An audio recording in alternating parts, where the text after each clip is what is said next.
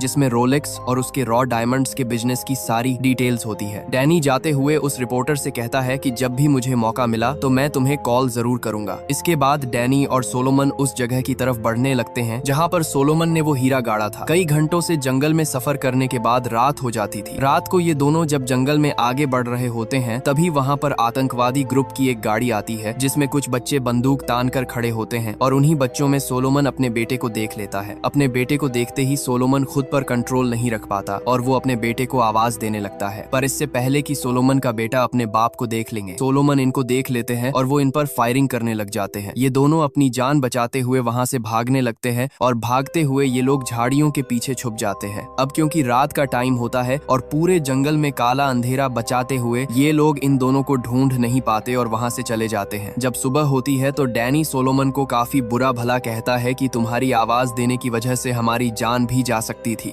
यहाँ पर Solomon Danny से कहता है कि मैं अपने बेटे को देखकर खुद पर कंट्रोल नहीं रख पाया। डैनी कहता है चलो ठीक है, लेकिन फिर से ऐसी गलती मत करना। अब ये दोनों फिर से उस तरफ बढ़ने लगते हैं जहाँ पर हीरा है, लेकिन कुछ दूर आगे जाने के बाद सोलोमन अपना रास्ता बदल लेता है। तब डैनी उसे गुस्से से रोकता है और कहता है कि हीरा इस तरफ है। सोलोमन डैनी से कहता है कि मुझे अपना बेटा ढूंढना है और वो उस तरफ है। इस बात पर दोनों के बीच बहस होने लगती है। बहस इतनी बढ़ जाती है कि दोनों एक दूसरे को मारने पर उतर आते हैं, लेकिन तभी डैनी सोलोमन के सिर पर बंदूक तान देता है। सोलोमन कहता है कि मैं पहले ही मर चुका हूँ, अगर तुम मुझे मारना चाहते हो तो मार दो, मैं अपने बेटे को किसी भी हाल में ढूंढ कर रहूंगा। ये सुनकर डैनी को एहसास होता है कि वो अपनी जगह सही है। इसके बाद दोनों में सुलह हो जाती है और ये दोनों फिर से आगे बढ़ते हैं। चलते चलते ये दोनों उस जगह के काफी करीब पहुंच जाते हैं जहाँ पर सोलोमन ने हीरा छिपा कर रखा था। ये लोग वहाँ दूरबीन से उन लोगों पर नजर रखते हैं जहाँ मजदूर काम कर रहे होते हैं और ढेर सारे आतंकवादी ग्रुप के लोग बंदूक तान कर खड़े होते हैं। इन लोगों को महसूस हो जाता है कि इस समय हमला करना ठीक नहीं होगा। जैसे ही रात होती है सोलोमन उन आतंकवादियों के ठिकाने में घुसकर अपने बेटे को ढूंढने लगता है। यहाँ पर सोलोमन को अपना बेटा दिखाई देता है जो कुछ लड़कों के साथ ताश खेल रहा होता है। सोलोमन उसके पास जाता है और उसे बुलवाने की कोशिश करता है, लेकिन उसका बेटा उसे पहचानने से इनकार कर देता है। वह अपने बाप को धक्का देकर पीछे करता है और अपने साथियों से कहता है यह दुश्मन है। जिसके बाद सब लोग सोलोमन पर बंदूक टान देते हैं और सोलोमन को कैदी बना लेते हैं और उसे अपने कमांडर के पास ले जाते हैं। और यह कमांडर कोई और है और नहीं बल्कि वो आदमी होता है जो सोलोमन की वजह से घायल हुआ था। ये सारी चीजें दूर खड़ा डैनी भी देख रहे हैं कि यही मौका है इन्हें खत्म करने का। इसके बाद डैनी अपने कोलोनेल से केराटैक्ट करता है और उससे कहता है कि जल्दी से इस जगह पर अटैक करो। कमांडर सोलोमन को देखकर कहता है जी मैं जानता था कि तुम यहाँ हीरा ढूंढने जरूर आओगे और अब जब तुम आ गए हो तो तुम मुझे वह हीरा लाकर दोगे। लेकिन सोलोमन हीरा देने से इनकार कर देता है। ये सुनकर कमांडर गुस्सा हो जाता है और वह सोलोमन के बेटे को पकड़कर कहता है कि अगर तुम मुझे उस हीरे के बारे में नहीं बताओगे तो मैं तुम्हारे बेटे को यहीं पर मार दूंगा। अब यहाँ पर सोलोमन अपने बेटे को बचाने के लिए उसे हीरे का पता बताने ही वाला होता है कि तभी कर्नल के लोग आ जाते हैं। कर्नल के लोग हेलीकॉप्टर से नीचे मौजूद सभी लोगों पर अंधाधुंध गोलियां बरसाना शुरू कर देते हैं। अब सोलोमन का बेटा बहुत ज्यादा डर जाता है और उसे गोलियां लगने के लिए तभी डैनी आकर उसे बचा लेता है। दूसरी तरफ सोलोमन आतंकवादी ग्रुप के कमांडर को मार देता है। कर्नल के लोग यहाँ मौजूद सभी आतंकवादियों को मार डालते हैं और कर्नल के लोग इस पूरे एरिया को अपने कंट्रोल में ले लेते हैं। इसके बाद कोलोनेल डैनी के पास आता है और उसे कहता है कि अब मुझे उस हीरे के बारे में बताओ। डैनी कहता है कि मैं तुम्हें उस हीरे के बारे में बताऊंगा, लेकिन हम उसका आधा आधा करेंगे। कोलोनेल तुरंत डैनी की बात मान लेता है। डैनी यह देखकर शक में पड़ जाता है कि कॉर्नेल इतनी आसानी से कैसे मान गया, क्योंकि कोलोनेल बहुत ही बेरहम इंसान है और पैसे के लिए किसी को भी मार सकता है। डैनी समझ जाता है कि हीरे के मिलने के बाद कोलोनेल उसे और सोलोमन को मार देगा। अब डैनी सोलोमन के पास जाता है और उसके कान में चुपके से कहता है कि जब तुम वह हीरे का टुकड़ा निकालोगे तब तुम कर्नल का ध्यान भटका देना और मौके का फायदा उठाते हुए मैं वहीं पर कर्नल को शूट कर दूंगा। वह सोलोमन को बताता है कि अगर हम ऐसा नहीं करते तो हीरा मिलते ही कर्नल हम दोनों को मार देगा। सोलोमन डैनी की बात मान लेता है।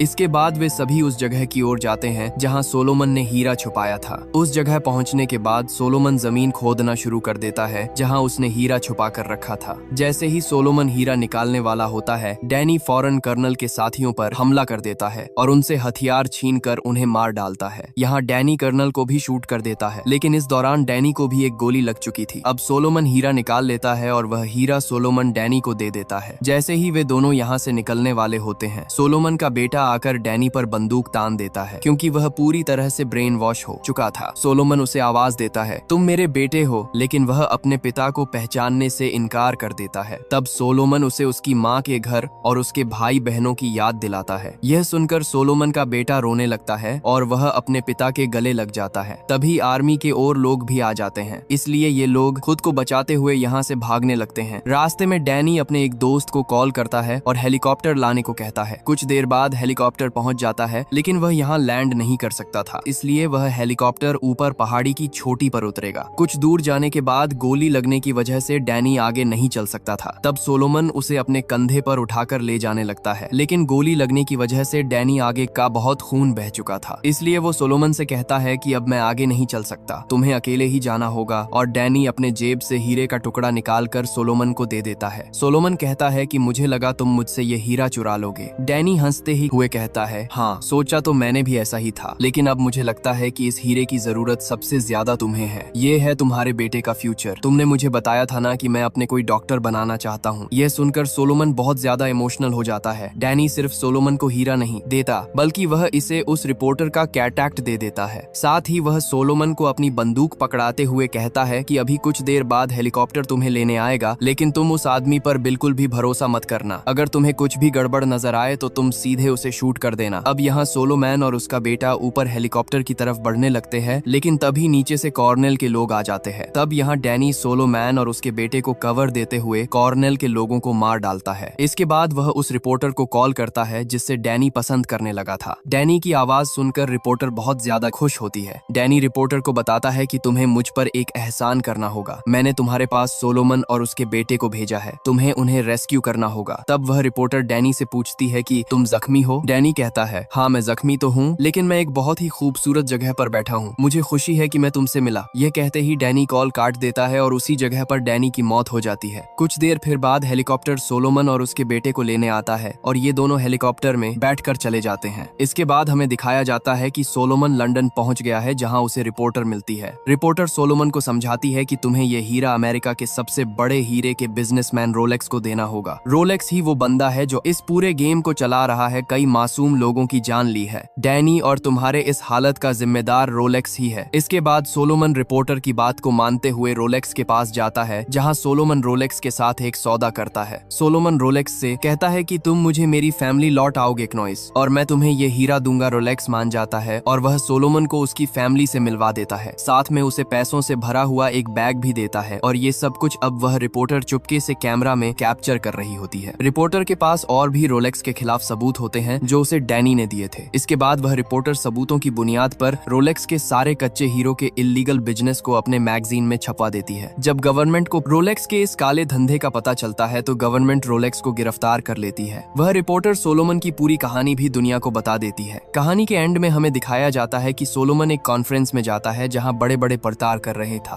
पॉलिटिशियंस होते हैं, और वह सभी सोलोमन को वेलकम करते हुए इसके लिए क्लैपिंग करने लगते हैं। और सोलोमन उन सब के बीच खड़ा होकर मैगजीन में डैनी की फोटो को देखने लगता है। इसी के साथ ये कहानी खत्म हो जाती है। अगर आपको ये वीडियो अच्छी लगी हो तो हमारे चैनल को सब्सक्राइब और वीडियो को लाइक जरूर कीजिए।